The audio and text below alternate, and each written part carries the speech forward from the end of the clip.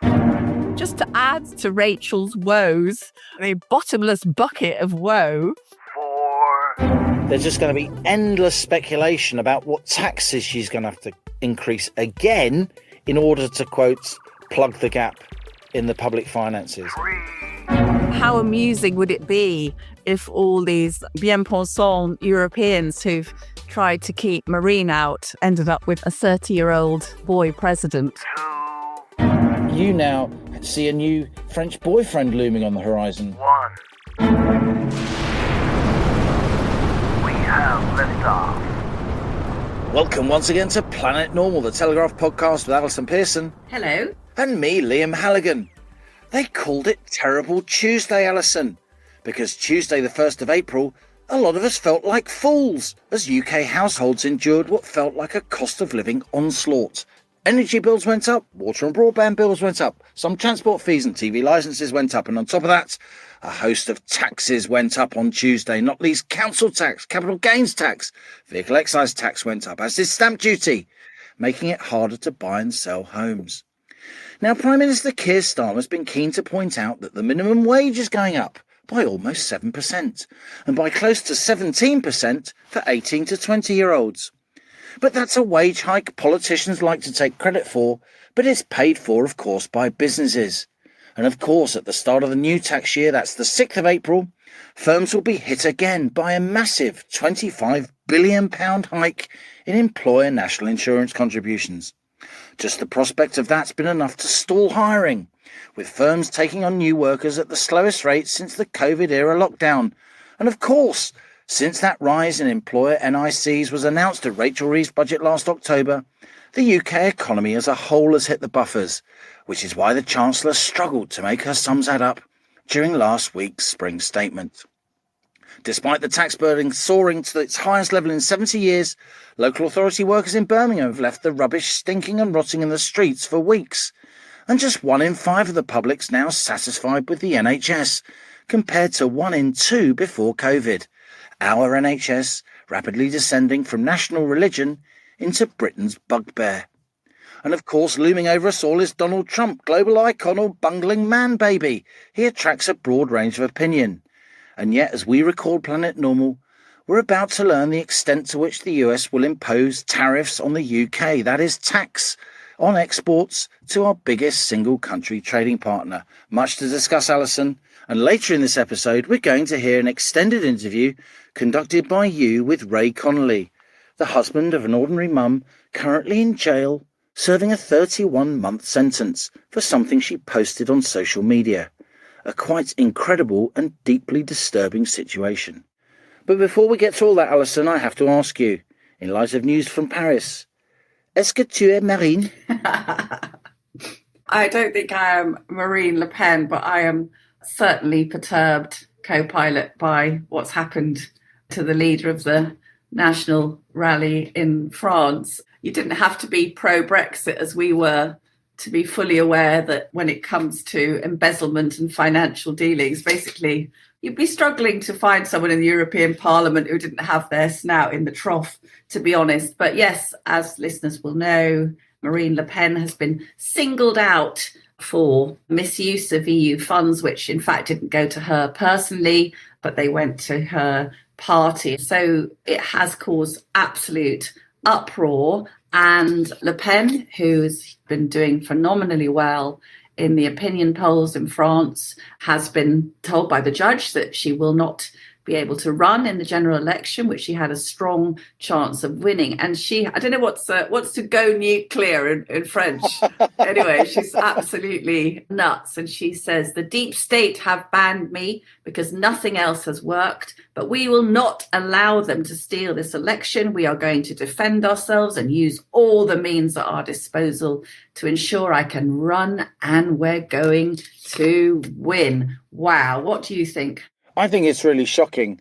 I don't have a lot of time for Marine Le Pen in terms of her politics, if I'm honest, though, of course, the Le Pen dynasty has been gaining in popularity in France for generations, of course. She ousted her own father, Jean-Marie Le Pen, whose views were far too strong for a lot of the French mainstream. Marine Le Pen's been positioning the National Front, as it was called, Rassemblement National, on the right of French politics, hoovering up support among French citizens concerned about immigration, concerned about a loss of national identity. And it's not just older voters. I remember at the time of the 2024 EU elections, you and I had that discussion.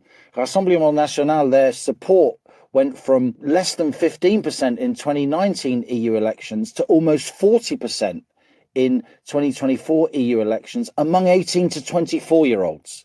Absolutely astonishing. I don't think it's going to hurt the French right at all. I think it's going to be a rallying call for them. I think it's going to lead to bigger support for whoever replaces her. I personally thought it would be Marion Maréchal, a niece of the Le Pen dynasty, a very photogenic, very canny woman in her mid-50s. But you now see a new French boyfriend looming on the horizon. Yes, well, no boyfriend, no tame nephew, Mr. Jordan Bardella, who is Marine's rather photogenic male model sidekick. And how amusing would it be if all these bien-pensant Europeans who've tried to keep Marine out ended up with a 30-year-old boy president, which I honestly think, Liam, that the smart money could be on that now. As you say, I think people can see now there's always been this manipulation within the EU and indeed, of course, in wider Europe. But one of the reasons I, in the end, decided to vote Brexit was because I'd read so much about the EU and the corruption and the way when people in a certain country voted the wrong way against the treaties, they're basically told to go back and try again. I mean, that happened in Denmark, it's happened in France, it happened in Ireland. Twice Just in Ireland. Disgraceful. Yeah. And it almost happened here, of course. It almost happened here. It did. But for a few MPs, we'd have had another referendum on our own European Union membership. It was very close, and we should never forget that. No, we shouldn't. But I think that it was that made me think this is just incredible nest of corruption. And I think now, Liam, with this Le Pen decision, they are in plain sight now. As she says, nothing else they've tried has worked. So they're essentially having to knock her out now in this very crude and public way. It's game on, isn't it, really? And I think we are seeing that across the continent. We've seen huge, to my mind, justifiable concern about the impact of mass immigration on the continent, on European culture, on European values. We're seeing huge increase in violence, sexual crime against women, allowing undocumented migrants into countries where there could be certain groups where there's very little integration. And Le Pen goes much further than anyone in this country, saying she wants to ban head coverings, certainly in public buildings and within government and so on. So I think it's going to get very, very nasty very quickly. I think you're right. And making these predictions fills me with no pleasure, let me tell you. But talking about smart money, let's talk a bit about Terrible Tuesday. Crikey, what an onslaught. What an escalation of the cost of living crisis. And it follows on, of course, from the spring statement. We were so lucky to have Roger Bootle on The Rocket last week. I thought he gave a brilliant overview of the spring statement. And you weren't too bad yourself, co-pilot. I was happy to be the third most competent economist on the podcast on that day. I'm saying that to be emollient. But since then, I've really drilled down into the documents, and I've more so than any big fiscal statement in the UK than I have done for many years. Of course, I've covered many, many budgets, many spring statements, autumn statements, all the rest of it for 30 years and more. I started as a child, but I felt that we're at such a kind of impasse now. Fiscal policy is so important, with the bond market skittish at best, with gilt yields pushing upwards, pushing our debt service bill to well over £100 billion a year. Yes, that's right. The British state is paying £100,000 million a year plus, servicing our national debt. That's not on schools and hospitals. That's servicing our national debt, because we can't live within our means. And I got really worried looking at just how flaky the sums were in the OBR documents. Yes, of course, there was a big headline reduction, a downgrading of growth for the fiscal year we're about to go into.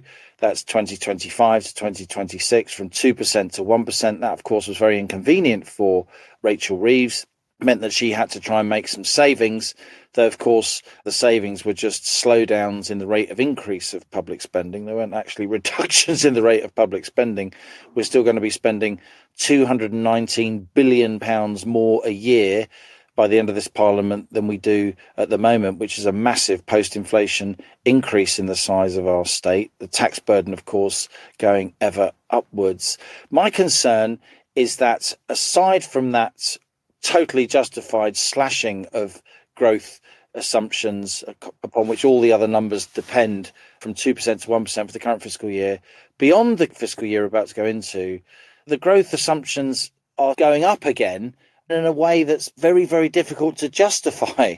It so much depends on other assumptions about things like productivity, sudden growth in output per worker, on things like suddenly lots of houses are built and lots of infrastructure is built when, of course, there's a massive skills shortage. To me, there was a real air of fiction, actually, about the fiscal and accounts. And this isn't a partisan point of view at all. We're now seeing gilt yields way, way above where they were when Liz Truss was Prime Minister. Government borrowing costs are consistently now much, much higher. They're not showing any sign of coming down at all.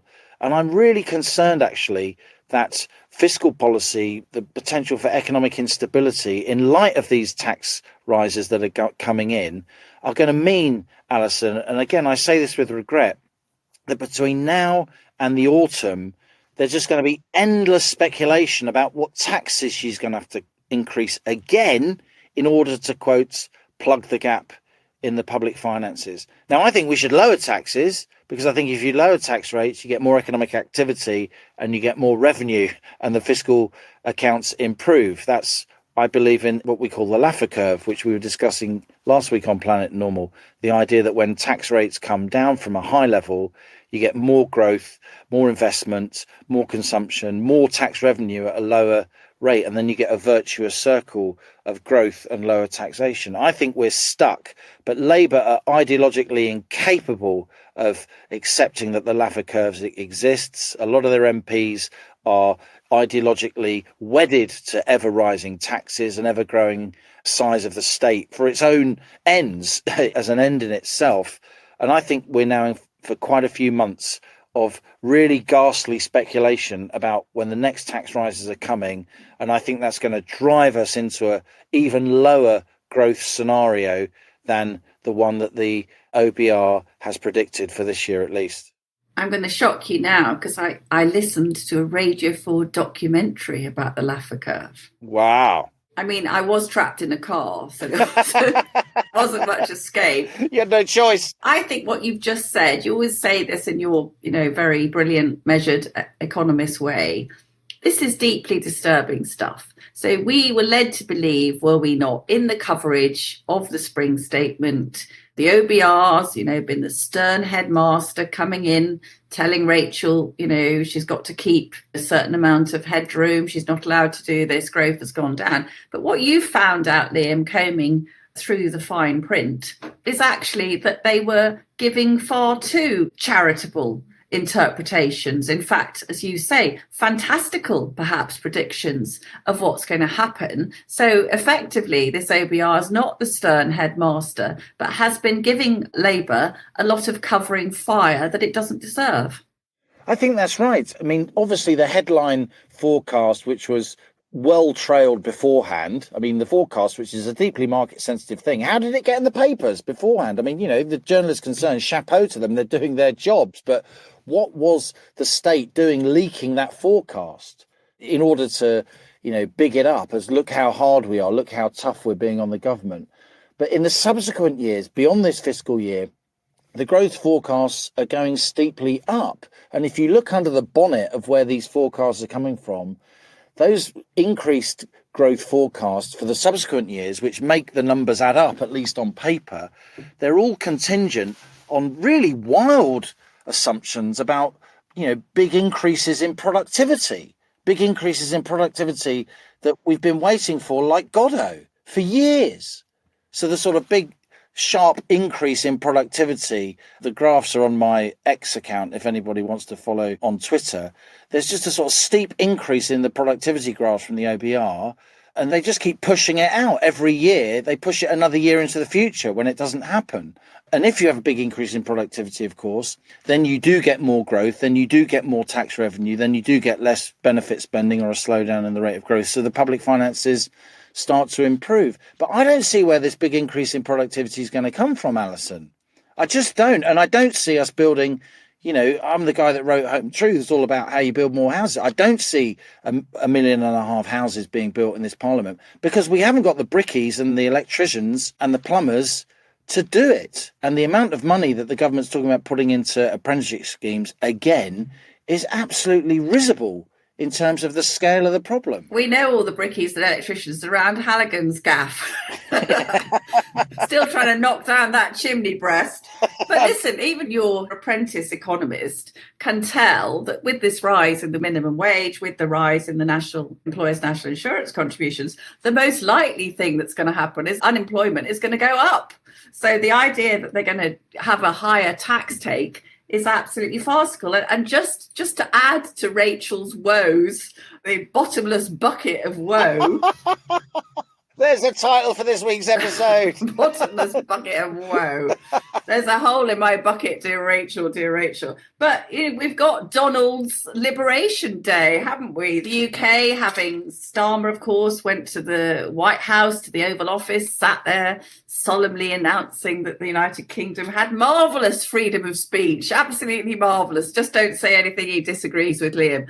And we've blotted our copybook with the United States, unbelievably. And we are not going to be exempt from these swingeing tariffs that are going to be imposed on the rest of the world. I mean, obviously, I know you've got very strong feelings on that. 2 points I would make. One is that Trump seems to have forgotten that inflation was a key plank in his demolition of Joe Biden. And he said on Meet the Press this week, I couldn't care less if they raise prices because of the tariffs. We may have short term a little pain. Well, who's going to be suffering the pain, Liam? Not the billionaire Mar-a-Lago crew, is it? And also the other point, the actual America's State Department said of doing a trade deal with the United Kingdom, no free trade without free speech. I mean, that is an astonishing statement. And for me, a very powerful and humiliating indictment of the state of censorship and speech in our country. I think these tariffs are completely misguided, but I don't actually think they're going to be as bad as everyone thinks they're going to be in the long term, because I don't think they're actually going to be imposed big time in the long term. As long as Trump gets some kind of reciprocity in lowering tariffs that the US faces, particularly in agriculture, it's a very powerful lobby in Europe, and also some of the big emerging markets like Brazil and India, where a lot of these tariffs are directed. I think he's enjoying being the center of attention. I think he's enjoying trying to push around the rest of the world. My big concern is that he's pushing around China, of course, and I don't think the Chinese are going to take that lying down. I think once you get tariffs between the US and China, even more tariffs, because of course there was a 10% tariff under Biden between the US and China, then it'll be very hard to remove those tariffs. And once you've got serious tariffs between the biggest two economies in the world, that seriously undermines global growth, which impacts everybody. I do think it's a scary time for some exporters of UK pharmaceuticals, some specialist cars, tariffs applying to goods, of course. But in the end, and I don't wish to sound complacent about this because I've been, among UK economists most critical of him, they will lead to inflation, as you say. Tariffs will lead to inflation. It was the Smoot-Hawley tariffs in the 1930s which turned the Wall Street crash in the late 20s into the Great Depression. And if Trump goes through with and maintains these tariffs, and vitally if they're heavily reciprocated, then you really could have a very serious impact on global growth and even an escalation into conflicts that go beyond economic conflicts. That's how serious trade wars can get. That's what history shows. But I do feel that in the end, these tariffs are about getting what he wants in terms of free trade for American products elsewhere than they are about actually raising revenue and turning America into an isolationist economy. I don't think that's what he wants. I think these tariffs are a means to an end rather than an end in themselves. At least that's the hope I'm clinging to, but that's what all logic suggests. But, the other thing to say, Alison, is this guy isn't a politician. He's a businessman. And a politician would be probably, we can't do this, we can't do that, we just have to accept it. Business people, they go and make stuff happen. And a big problem may be that you get a business culture knocking up against a political culture in these international negotiations. And so the negotiations may turn into stalemates between some major economies, not least between Europe and America and us and America, and indeed America and China. So I'm really worried about these tariffs. I don't think it's right to say that America is completely in the wrong, but I do think the way he's going about this and the speed and the relish with which he seems to be wanting to whip up conflict and undermining confidence when the world economy is really on a tipping point anyway, not properly recovered from the COVID pandemic, I do think it's deeply irresponsible of him. Yeah, something I've been very worried about at home this week is this two-tier justice system and the threat to free speech here that the Americans seem to be calling us out for. And I did say in my column, Liam, that, every day is April Fool's Day in Starmer's Britain. I mean, we actually had, you're spoilt for choice of all the things that sound like April Fools, but actually turn out to be true. Like we had 4-year-olds who were suspended from nursery school for, quotes, abuse against sexual orientation and a gender identity.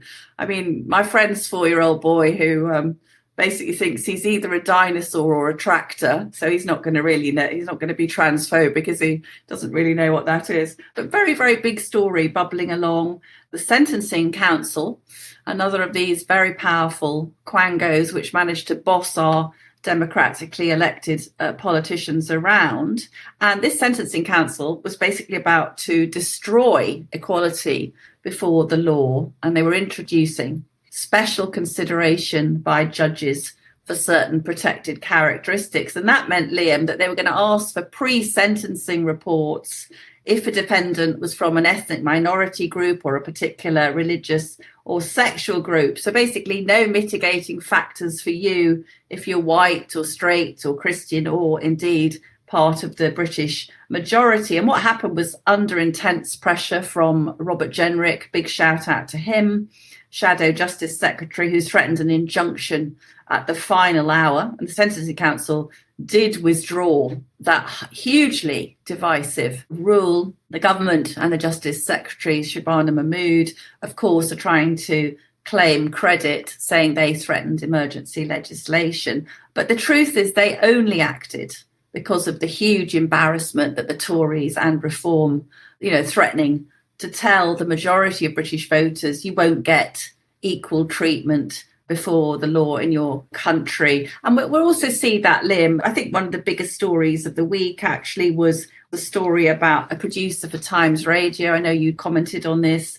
You shared it with me. Maxie Allen and his partner, Rosalind Levine, 6 police officers came to the door of their house in Hertfordshire to arrest them in front of their distraught small daughter. And what had this couple done? Well, they'd sent a lot of disgruntled emails to their daughter's school and shared a few critical comments in a parent's WhatsApp group. So Hertfordshire Police thought it was appropriate to question them on suspicion of harassment, malicious communications, causing a nuisance on school property. But co-pilot, they had done nothing illegal. When is this College of Policing thing just going to be abolished? This is absolutely insane what the police are doing with taxpayers' money, spending their time doing this stuff, ticking little boxes saying they've solved crimes because they've called people out on social media. It's absolutely nuts. Yeah, and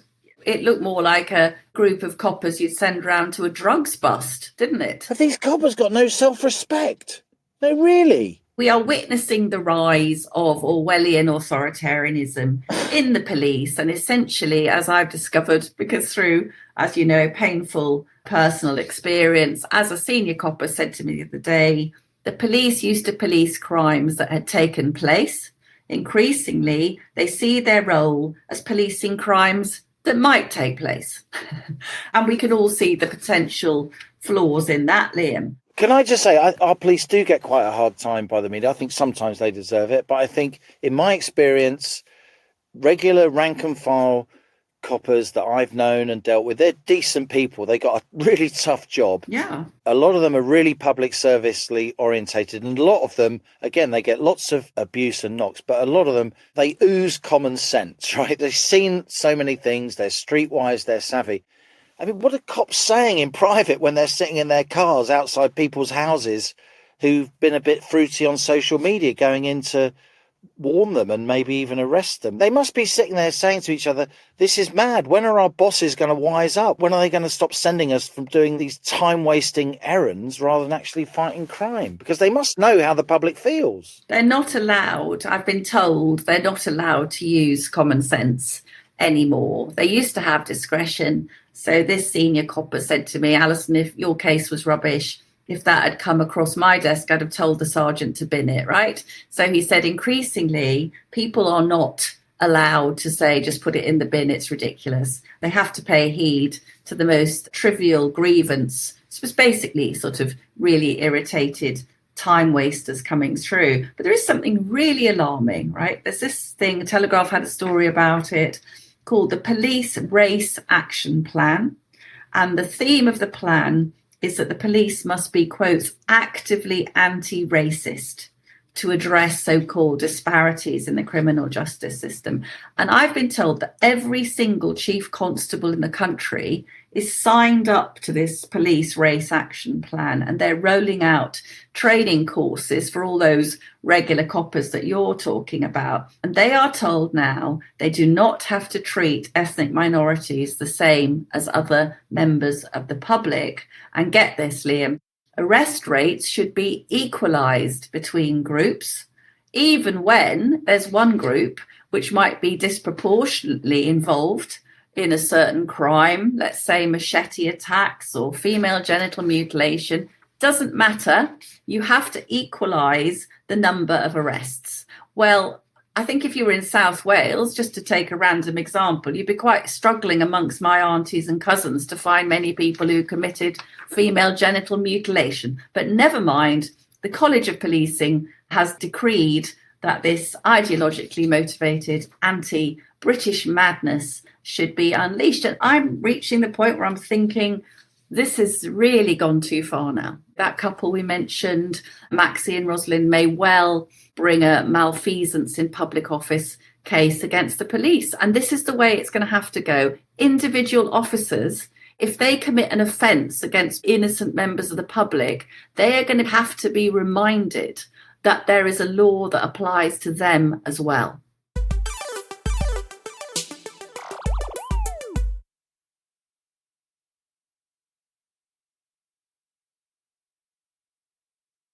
Our guest on the Planet Normal rocket this week, it's a very unusual week, really, Liam. You know that I've been doing a huge amount of research into the case of Lucy Connolly. Listeners may know that Lucy was on the day of the Southport massacres of the three little girls at the Taylor Swift dance club. Lucy, who's a childminder, wife of a Tory councillor, posted a really, really horrible tweet and thought better of it very quickly, realised that it was totally unacceptable and horrible and took it down. But too late, it had been screenshotted, and 8 days later she was arrested by police. And, you know, a stream of really, really awful events befell Lucy. She was denied bail. She was given an absolutely astonishingly large sentence for someone with her various mitigating factors, previously good character, a mother, a carer to her husband who has bone marrow disease, and so on. She became a notorious hate figure, really. Lucy Connolly, racist wife of Tory councillor. And I became very interested in this case, Liam. I'm concerned about the way that free speech is being notably punished in a more draconian way than in comparison to violent crime. And that certainly has happened to Lucy, who is still in jail as we are recording this, with a 31-month prison sentence for a stupid and nasty racist tweet. So I have been in touch with Councillor Ray Connelly, who is Lucy's husband. They have a daughter, Edie, aged 12. And I went on Monday to meet Raymond in their house in Northampton.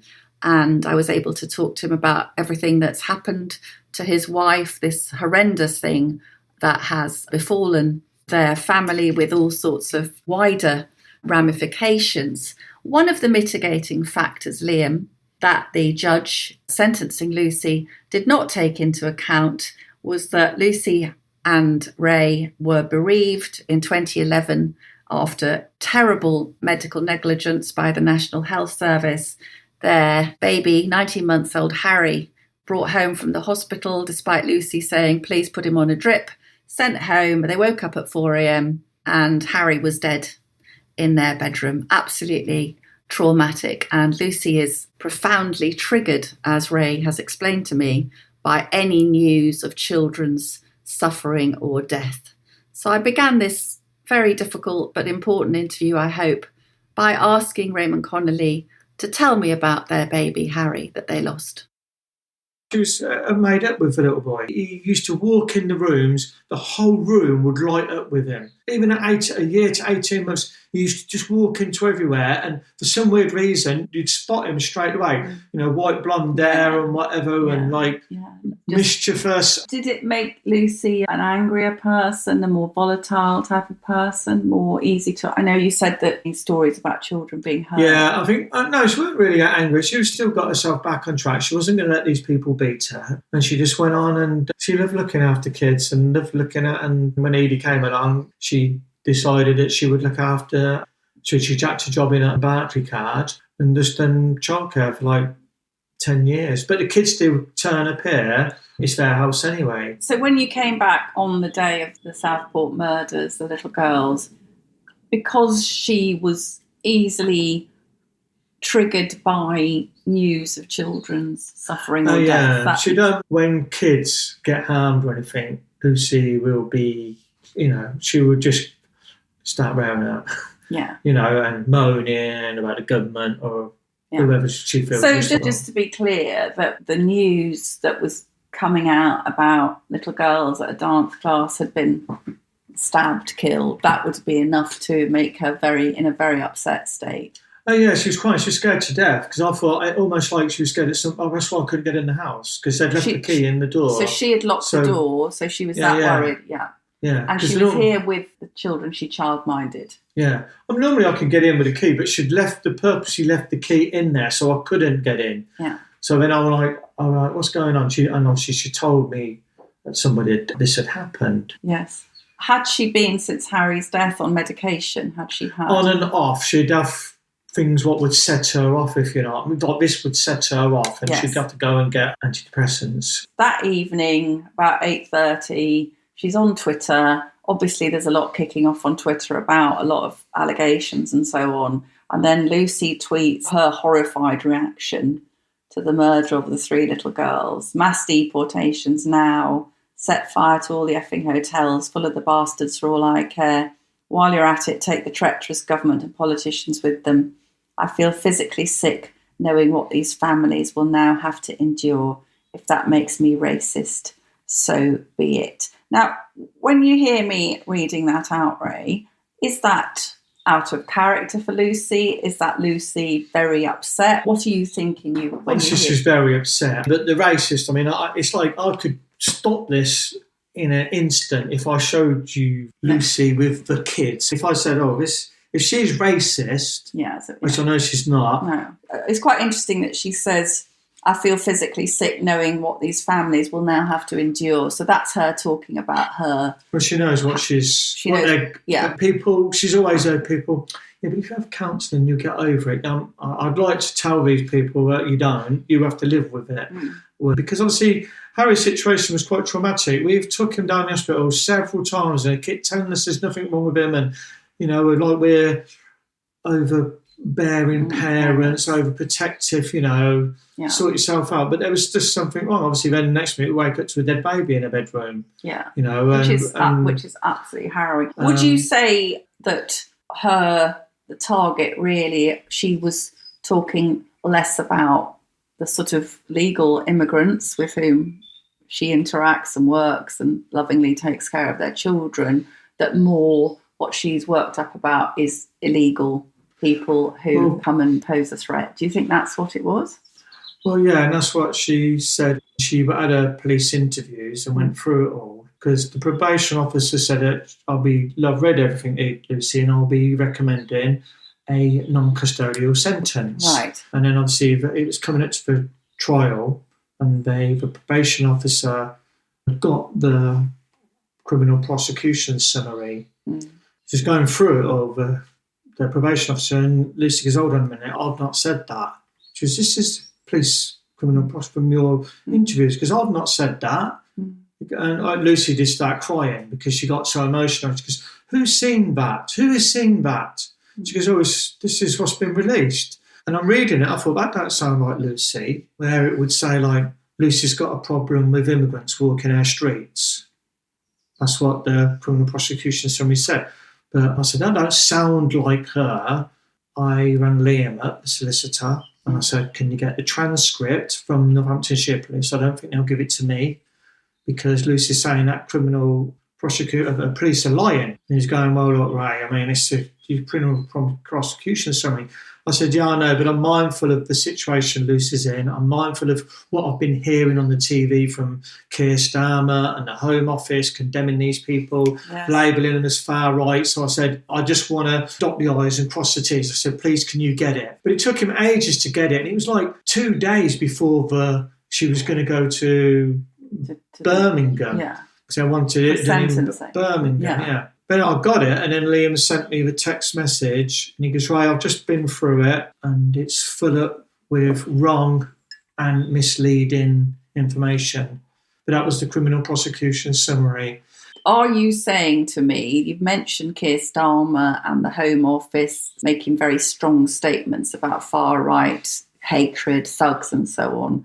Is there any suggestion that police might have been under pressure to produce a certain version of events, for example?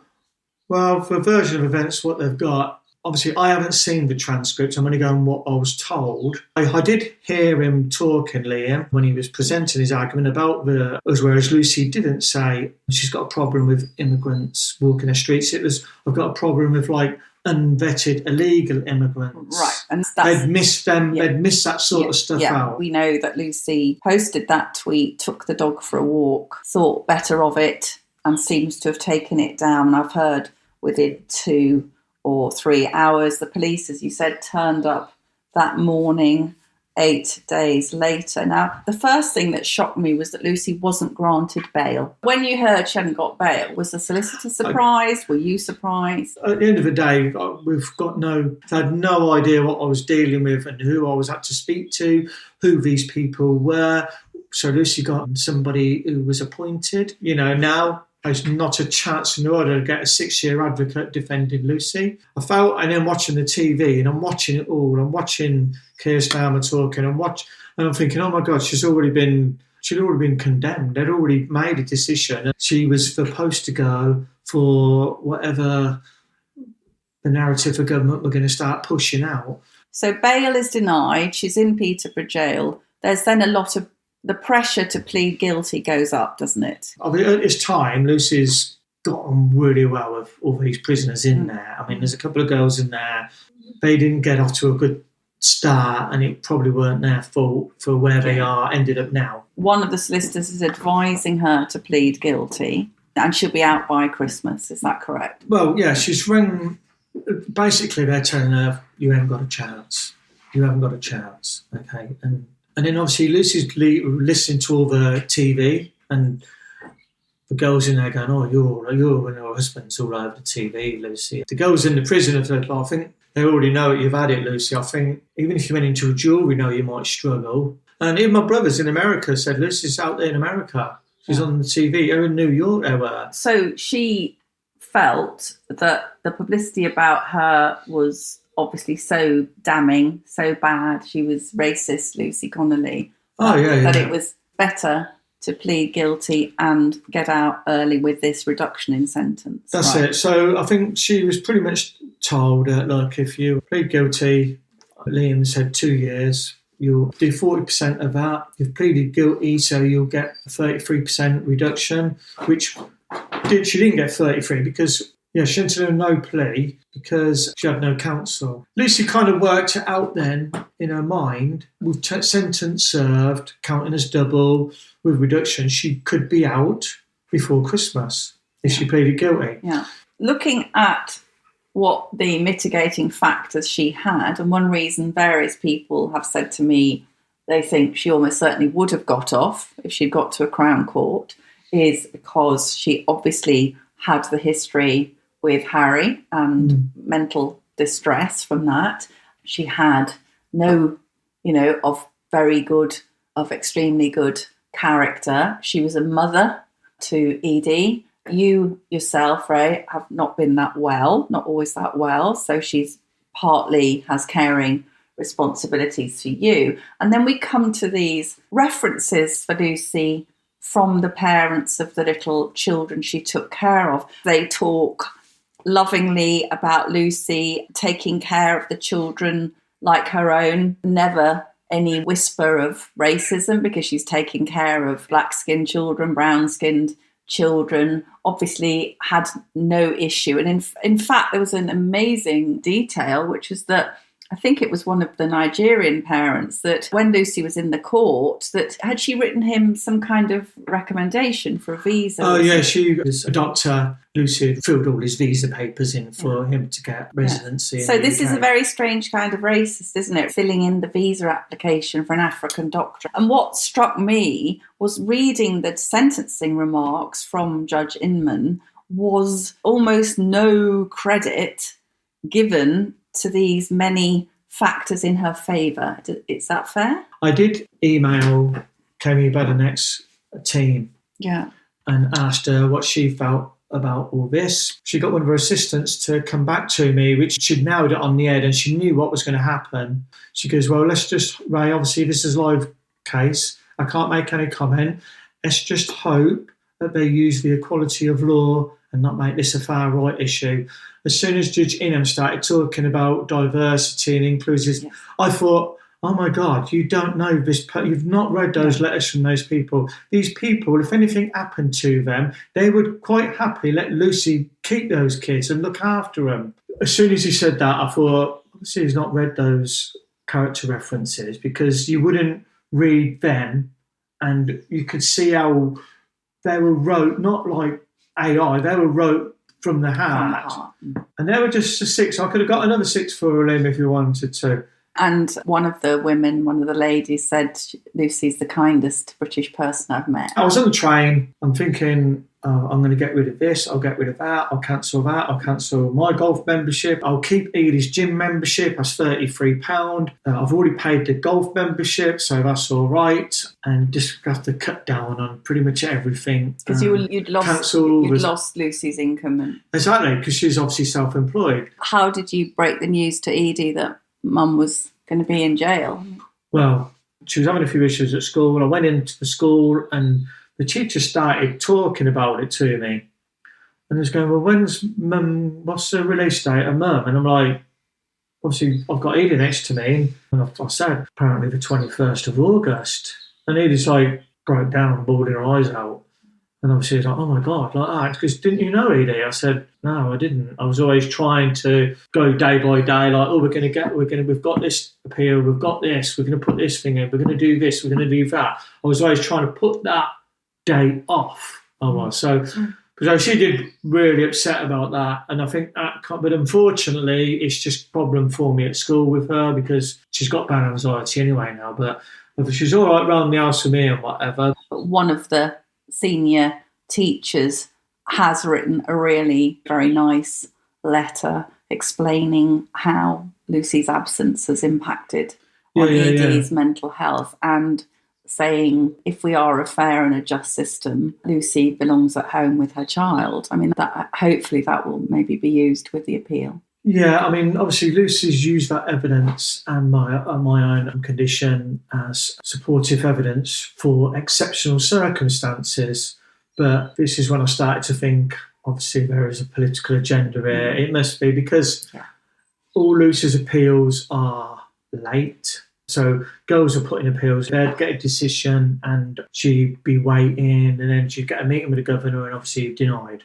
But this one for home detention curfew has been denied. Just so Planet Normal listeners are clear, some of Lucy's fellow prisoners, she knows for a fact, have applied for some of these release type things and they've been granted and she hasn't. Yeah, one of the inmates who Lucy was with, when she put in for home detention curfew, she'd killed somebody in a road traffic accident while she was on a phone. She was granted home detention curfew. So that's what you mean by political. Now, in the documents that you sent me, which were the subject access request documents that have shown some interactions with probation officers, there are some phrases that imply that Lucy is viewed as a difficult, potentially notorious case. So one thing was talking about, you've upset people, Lucy, and the other was, there are issues about media attention. Now, what do you make of that, Ray?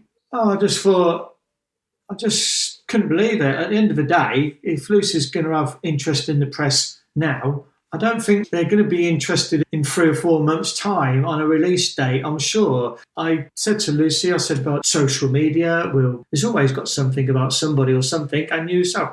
I said, but I've checked the ITV, I've checked Sky, and I've checked the BBC, and the last communication dates with you were like between the 17th and the 20th of October, and there was nothing else then. So if she was allowed out for a day and a night or something, no one need know, need they? No, because I said to her, I wouldn't drive back from Staffordshire to here, 4 or 5 hour drives. I'd stay up in that area with Edie. So they've got more time to go. I wouldn't waste 5-6 hours in a car. No. I wouldn't, because obviously I need Edie to spend time with a mum. Yeah. And hopefully she can sort her out. Do you think that a probation officer or probation officers have been on Lucy's side, thinking that she should get the right of leave, and that there has been some disagreement with higher authorities about that? Well, the first incident was Peterborough, internal probation officer. He was very supportive of Lucy and felt she would be given tag because of her no previous or anything like that. So they filled out this form and it went to the governor, and then these are Lucy's words, not mine. Then the prison senior officer on the wing, Lucy said, "Where's Paul?" I said, "I need to speak to him about my appeal, my tag." And he goes, "I don't know, something's happened. I'm not sure." But what had happened, he'd had a row with the governor over Lucy, and he'd been signed off sick, apparently, and she'd never seen him again. So have you or any of the legal team got any theories as to where this pressure is coming from?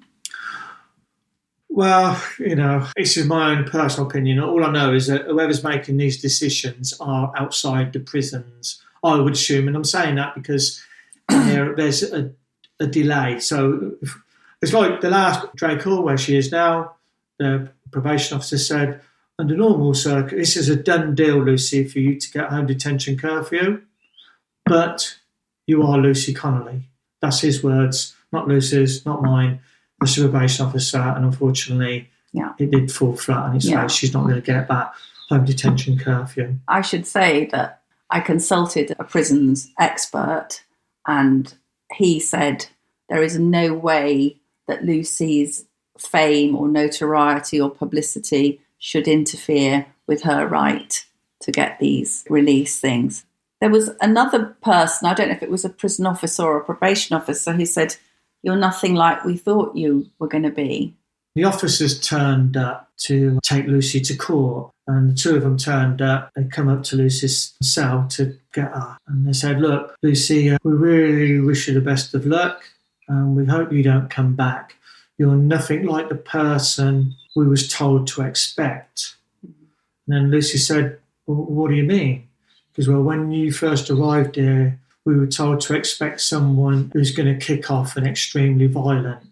And Lucy said, "I've never even had a fight in my life at school or after school." Because I know that's what they spun us when you came there. So this is a big question, and I don't expect you to answer it yes or no. Do you think your wife, Lucy, is a kind of political prisoner? I think they want to use it as an example, if you know what I mean. Political, maybe it could be deemed to be that way, but I think they like the idea of Lucy still being in prison, just to set out a clear warning to people that you really need to watch what you say, and because the consequences are going to be quite horrendous for you. Do most people you come across, I mean, you said you'd met someone on the dog walk earlier, saying, why are they being so harsh to Lucy? I mean, most people I've met and talked about the case can't believe the length of time she's in prison. I mean, a lot of people are in shock because they know Lucy and they miss her going up to school. So people are always stopping me. I mean, sometimes you always wonder, like some woman had stopped in the car. I was crossing the London Road and she got out, "Excuse me, I think it's absolutely disgusting how your wife's being treated." As regards to political prison, I think it certainly suits the narrative of the government to have Lucy as their poster girl. Probably would be the right word. How far is Lucy from a far-right thug, would you say, Ray? If she's a far-right thug, there's no hope for anybody. I mean, I can't honestly, I laugh about it. I just think, Lucy is the complete opposite of all that. I mean, she does have a moan about the politicians and the government, but we all do. But, I mean, as far-right, she should give these people her last pound. Yeah, I can tell she would. She's been moved, obviously, to this other jail in Staffordshire. How do you think she's doing in herself in terms of her mental state? Peterborough, she was really good because there were some really nice people on that wing. Some great stories she's going to have to tell. Yes. I'll be here all day telling you about some of the people that are on her wing. Out of 32 people on there, she, within months, got on well with all of them. She ended up writing all their letters of complaint to the governor. That's probably why he got the ump with her, because obviously she was writing all the letters for her and to the MPs. Yeah. But obviously she felt that the governor at Peterborough was not playing ball, was not adhering to process. Yeah.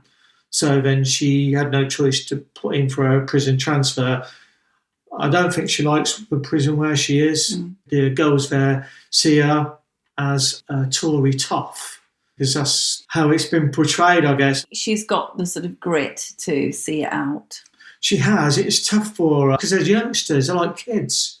She's like the mother, she thinks they're almost like the children. Yeah. But there is a couple of them who have been extremely awful to her. But then one of the girls gave her a break last week, and it kind of like, girls are like, I suppose, bitching and whatever. Mean girls type thing, yeah. But one of the girls came up to Lucy, who'd been giving her a hard time for about 3 weeks, and got to know Lucy and went up to her and said, "Look, Lucy, I just want to say sorry, and you're not that person they said you were." I like chatting with them, some of them. They're out of the army, they're in the army and all sorts. So crazy. How is it when you go with Edie there? Is it hard to see her in that place? No, we're cool. It's difficult leaving, I think, sometimes. I mean, I keep saying to Edie, we'll ask the governor, see if we can have a sleepover. And he's like, she realised I'm joking. But the first time I said it to her, she's like, "Really?" I said, "Yeah, I can just see that, having a sleepover you at the prison." But does Lucy get a bit tearful when you go? Certainly not when we're there, because she wouldn't want to let Edie know that she was having a problem. I'll be honest, she is struggling now at the moment. There's no doubt about it, but hopefully they won't break her. I mean, because I guess that's what it's all about at the end of the day. At Peterborough, Lucy, the officers had total confidence in her. But she clearly was a model prisoner in Peterborough because they were offering her, the better quality wing, weren't they? They offered her to go, after she'd been there 8 weeks and she was exemplary, they wanted her to go on to the enhancement wing, but she wouldn't go on there because, as Lucy said, no, because such and such needs me here because she's got no friends and she didn't want to leave her there on her own. So Lucy stayed. I said, well, you banged up for like 20 odd hours a day, Lucy. Perhaps you can just walk around. Yeah, I know, but this girl, I need to keep an eye on her. We've just heard, haven't we, in the last few days that the Free Speech Union and the barrister they're using, Adam King, excellent barrister, have got an appeal for Lucy on the 15th of May. How hopeful are you that Lucy will get some justice? Well, I'd like to see, for once, as the equality of law applied, and I do feel that, obviously I'm going to say this, I feel that the sentence for her was excessive. I say that, although I've got no legal experience, from what I hear, from what I see, from the sentencing I've seen on the TV for people who I think have committed far more worse or similar crimes, they seem to be making sure Lucy does the top end of anything. So I'm hoping, I'd like her to be a sentence shortened, I would, just to get out and just so she can help me with Edie, really. Yeah, because Edie's missing mum a lot. Yeah, I mean, I'm fine, as fine as can be. Lucy's doing okay. Obviously, the only person who's having a problem here is our daughter. Yeah. She's the only one who's probably Lucy's mum as well, but the daughter would be, that's the only problem, really. I'm just wondering what, in these sort of 8 months now. She just thinks that she's missed out on a really important time of Edie's life, as a 12 to 13. Yeah. A really difficult time for girls going through that time of life. And I just think Lucy would be missing that involvement, bringing and supporting Edie going through that. It's difficult for me. She won't tell me anything. She won't. I say to her, hold on, Edie, I'm fine. Because your dad, they don't. Yeah, I'm fine. Yeah, exactly. But she thinks she's looking after me, you see. It's almost like and she does all the cooking, apart from, she makes a mess in the bedroom. I have to clean all that up every 5 minutes. But she'll make all the dinners. But Lucy will be missing Edie, missing the dog as well. I mean, that's why if I can get her released on temporary licence and I can go and visit her, I will take the dog, because I think the dog misses Lucy as well, because when I put it on loudspeaker, the dog starts jumping around. Really? Yeah, starts jumping around. Can hear his mum. Does Lucy feel guilt what she's put you and Edie and family and friends through, do you think? Of course. Oh, yeah. I mean, she knew it was a stupid thing to do at that time. Obviously, she walked the dog, come back and deleted it.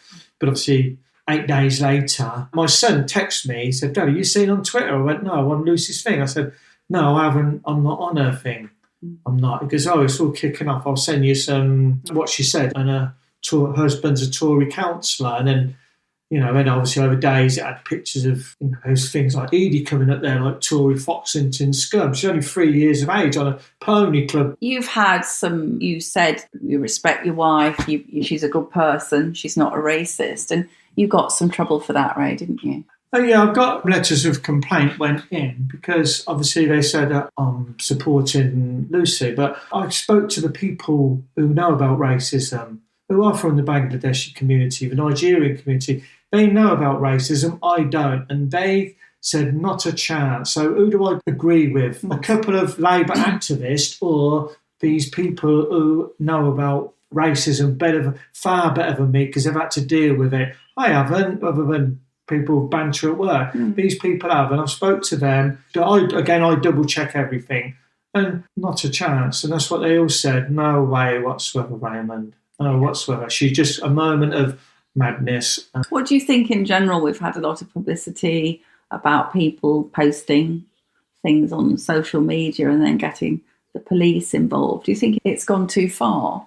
Of course. I mean, like those poor people who are on the WhatsApp groups moaning about the teachers. I mean, like, if Lucy would have been arrested long ago, if that was the case, she's always moaning about teachers failing their own children and whatever. I just think a letter would have been precise from the school saying, this is the situation. I just think they've both stuck their mark. Yes. I wonder, what do you miss about her? You've said what Edie misses. You're very positive and cheerful. Do you have dark moments? Of course I do. I'm sleepless nights. I worry. I do joke in my mind. I'm thinking, I said to her today, because I'm going to write to the governor and see if I can have you around the house for 3 or 4 hours to tidy the place up. Let's do some washing. I miss her because obviously I'm struggling with her bills. I can't, simple things to try and sort out a phone bill. It's just a nightmare. I could do with her home here sorting all that out, just to tidy up bills before they get too big.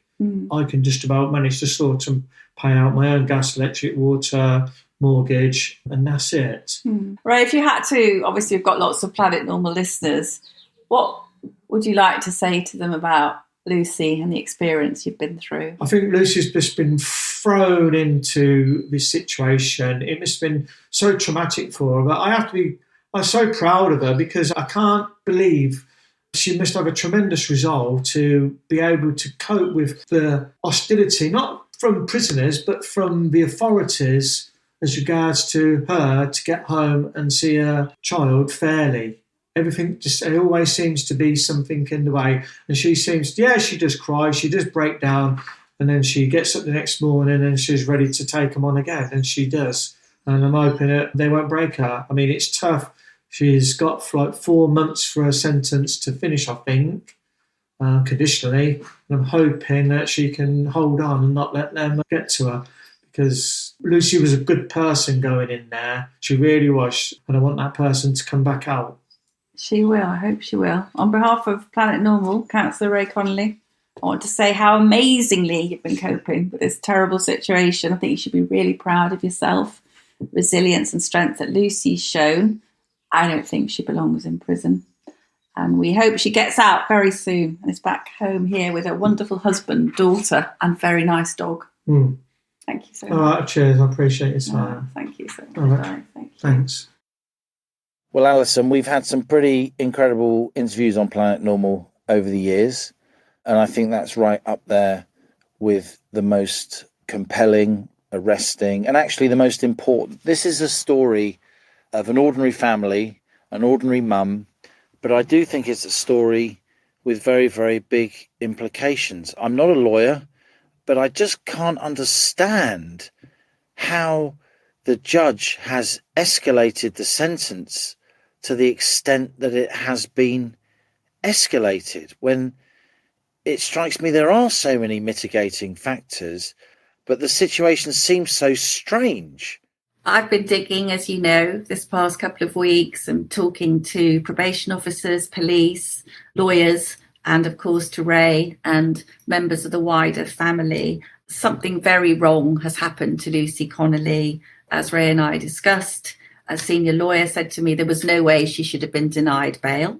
She wasn't a flight risk in any way. She was denied bail. Because she was denied bail, she panicked. All the top barristers thought she should hold out for a jury trial, because if she'd come before a jury and they'd heard about what a lovely person she is and how she looks after, as Ray described. Actually, Liam, he showed me a video on his phone of Lucy with the little children she looked after as a childminder. And at her sentencing, the judge lectured her and said, we are a diverse and inclusive society, and was basically saying, you horrible person are spoiling that. And the children she looks after, the scene of Lucy looking after the children, was the most diverse and inclusive picture you could ever see. And Ray has got in trouble for saying, my wife's not a racist. She tweeted something absolutely horrific, right? Burn them down and so on. It was a lot of people were very, very upset and angry on that day when those lovely little girls lost their lives. It was a horrendous day. It was a horrendous atmosphere afterwards. There was a sense that we weren't being told what was really happening. Yeah. And of course, a lot of the public suspicions turned out to be true. As we've quoted on Planet Normal, Jonathan Hall, KC, senior advisor to the government, said it had been a dreadful mistake to not release more information about the killer, because it gave a chance for conspiracy theories to multiply on social media. A lot of things have happened to Lucy. Listeners will have heard, like she said to police in her statement that she didn't like undocumented illegal migrants walking our streets because she didn't think that was safe. And that was changed, appeared to be changed to she didn't like immigrants walking our streets. Well, some of her best friends who've written her references are immigrants. And on the day that Lucy was going to Birmingham to be sentenced, to be given this astounding sentence, one of the Nigerian parents whose child she took care of was heading for his own visa application hearing with the documents filled in for him with an endorsement from Lucy Connolly. That's a very strange kind of racist, Liam, isn't it? So really, I am, obviously you can probably hear from my voice, I'm aghast by what's happened to her. She should certainly have been punished. She should have had a suspended sentence, done some community service, which Raymond, as a councillor, he was joking, she can come and paint some railings or pick up some litter with the lot I look after. She needed to be told that what she had done was wildly inappropriate. But it was a tweet, Liam. It was a tweet. She didn't hurt anyone. And we have seen two-tier justice, a Labour councillor who stood in a street and said we should slit their throats of far-right protesters, not only got bail, but has not had his trial until this coming August. We are seeing examples where people who have done much worse, as Raymond mentioned, are getting very, very different treatment. And something I just really want to say to you, Liam, is that most disturbingly, Lucy has been applying in the prisons to the governor for these periods at home that she's entitled to, tagged leave or rottle, which is right of temporary leave. She get a chance to be able to be with her 12-year-old daughter. As Ray described, she's been suspended from school, totally out of character for this lovely girl who I met. And the prison authorities are coming up with excuses for Lucy to not be allowed out. And I'm afraid it's taking me back to, Liam, you'll laugh about this, but, when I was a student at Cambridge, I sat in a cage on King's Parade for Amnesty International. And that was for people in regimes where they were put in prison and they were denied access to fundamental human rights. And it shocks me to think that a British woman of previously good character, a loving person, a woman described by one of the parents whose children she took care of as the kindest British person I've met, should not even be allowed to have the days out from jail to see her family, to which she is fully entitled.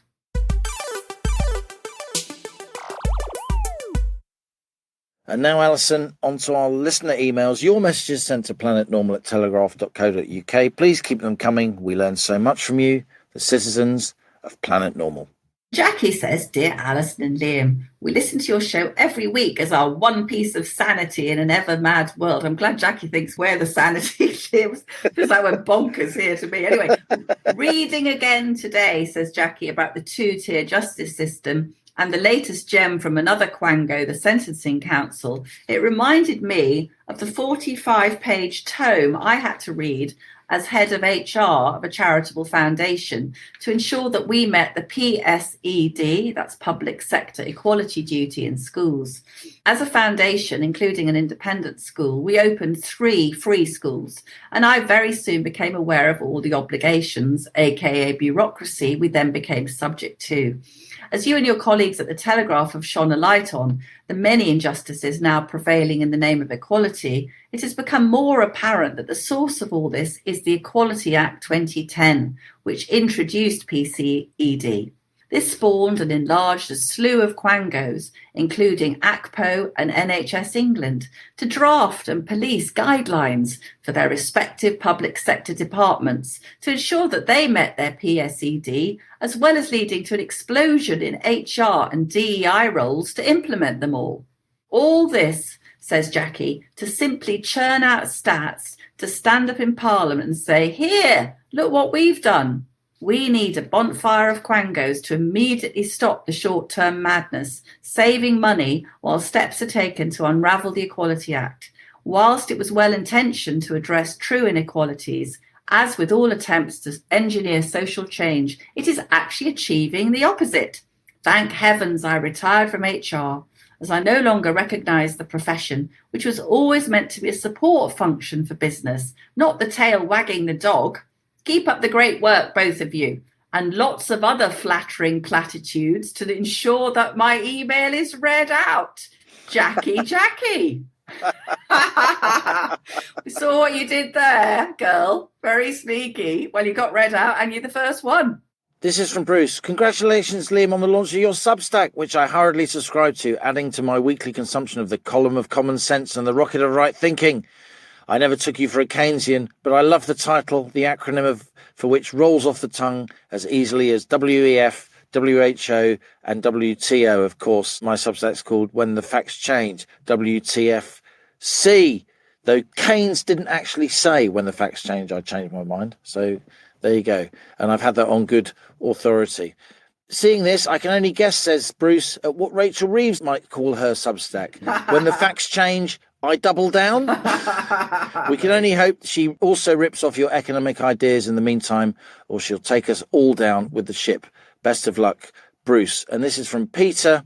Dear Allison and Liam, imagine interviewing Rachel from Customer Complaints for 20 minutes. It would be more fun than listening to all the Goon shows, every Monty Python script, every episode of 40 Towers, and every film of Peter Sellers as Inspector rolled into one. It would be hilarious.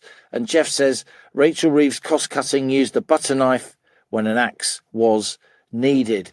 And you know what, Alison? I do think we're reaching that point where, of course, a lot of broadcasters will always assume the public always wants more public spending. They always want a bigger state. They really don't, you know. There gets to points in history when the public realises we've gone too far. They realise that the state's become so unwieldy as to become dangerous. And they actually want politicians who are grown up and will sort it out. A situation was reached in the UK in the early 80s. A situation was reached like that in the UK after the global financial crisis in 2010-11. It is politically possible to do this stuff. You just have to be courageous, and we need leaders who are willing to grasp the nettle before they're forced to do so by a major crisis. And this is from Roger on the similar theme. Dear Alison, Liam, I really appreciate everything you both do to report and educate on current affairs and economics. And as most of your listeners would say, you keep me sane. I am a fan of Bob the Bard's verse and have noticed that he's had some stiff competition of late. You're quite right, Roger. We can't stop the poems coming in. In order to satisfy your request for shorter correspondence and also to put Bob firmly back on the top of the league of Planet Normal poets, I've written this rather ridiculous limerick, says Roger. There was a young lady called Rach who studied economics of late, taking an arithmetic leap to fix foundations so deep she landed in a crumbling heap. Boom, boom. That's so bad, it's good. It's so bad, it's good. Do you know what? I could write poetry. I cannot write a limerick to save my life. Thank you, says Roger, for continuing to fly the rocket of right reasoning. Kind regards. We've had a lot of emails, Liam, about the policing and free speech. Myrian says, the problem with police overreach comes from the top. I have no doubt that many rank and file officers are horrified at what has happened to the police, but they fear to speak openly. And this is from Gary. And Gary is, bless him, imagining what would happen to a certain prisoner if he was being sentenced now rather than doing porridge. Norman Stanley Fletcher, you have pleaded guilty to the charges brought by this court, and it is now my duty to pass sentence. You are an habitual criminal whose home is not net zero compliant, who drives a petrol car, who didn't kneel for Black Lives Matter, didn't demand that Jews be wiped out from the river to the sea, who has not put their pronouns on their personal emails, and has been overheard in your own home saying women cannot be men. But most heinously of all, Norman Stanley Fletcher, you have committed the unforgivable crime of being a white Christian male. We therefore feel constrained to commit you to the minimum term allowed for these offences. You will go to prison for 30 years. Bit too much truth in that, Liam. We remember the wonderful performance of the late Ronnie Barker as indeed Fletch. What a wonderful series that was. This is from Nick, Allison. Dear co-pilots and economic superstars, says Nick, I listened to Mike Calvey in awe. Mike Calvey, of course, was our guest last week. He wrote a book called Odyssey Moscow. He's a businessman, a US businessman, living and working in Russia for the best part of 25 years, and he ended up in prison unjustly and then was released after a diplomatic tussle. I'm a huge cynic of the financial services industry, says Nick, along with politics and institutions and so on. But I was encouraged that true capitalists with integrity are still alive, and some are even American. Understanding the Russian people who go to work and pay their taxes are the same as in any other nation, it's difficult to comprehend if you don't have any personal experience. So listening to Mike Calvey was liberating, sustaining the diminishing belief that if we survive this fairly momentous period in our history, we might find enough sane, rational people with the ability to lead to ensure we have a decent collective future. And on another note, says Nick, I do wish Allison the best of luck in her battle with our deteriorating legal system and feel as many people as possible need to confront the establishment in a bid to return justice to its previous core principles of impartiality and equality before the law. Keep up the good work, Nick. Fabulous email. And on that bombshell, Allison, that's it from Planet Normal for another week. As we leave our sanctuary of sweet reason, our flying refuge of reasoned views, email of the week. It's my turn this week, and I think I'm going to give it to Nick. I think a really good email there from Nick, and we're really glad that you enjoyed our interview with Mike Calvey. Yeah, it was a great interview. So, Nick, if you want your Planet Normal mug, and of course you do because they're as rare as rocking horse poo, then email us at planetnormal@telegraph.co.uk, put mug win in the subject heading and give us your postal address and we will send that mug to you. Co-pilot and I have had some fancy new photos taken. So the original Planet Normal mugs, you mean you could probably soon start taking them onto the Antiques Roadshow. They're going to become a limited edition fat Planet Normal mugs. And they're the fatter versions of us as well. The new mug will have the slimline version, so it doesn't have to be such a big mug to accommodate our girth. If you enjoy Planet Normal, which we jolly well hope you do, please subscribe to this podcast and leave us a rating and a review on Spotify. You'll find lots of them there. It does help others to find us, so that this fantastic Planet Normal family can grow. And as we speed away from our beloved Planet Normal, the matters of planet Earth comes back into view, thanks as ever to our producers Isabel Boujard, Cass Ho, Louisa Wells. Stay safe and in touch with us and with each other. Until next week, it's goodbye from me. And it's goodbye from him.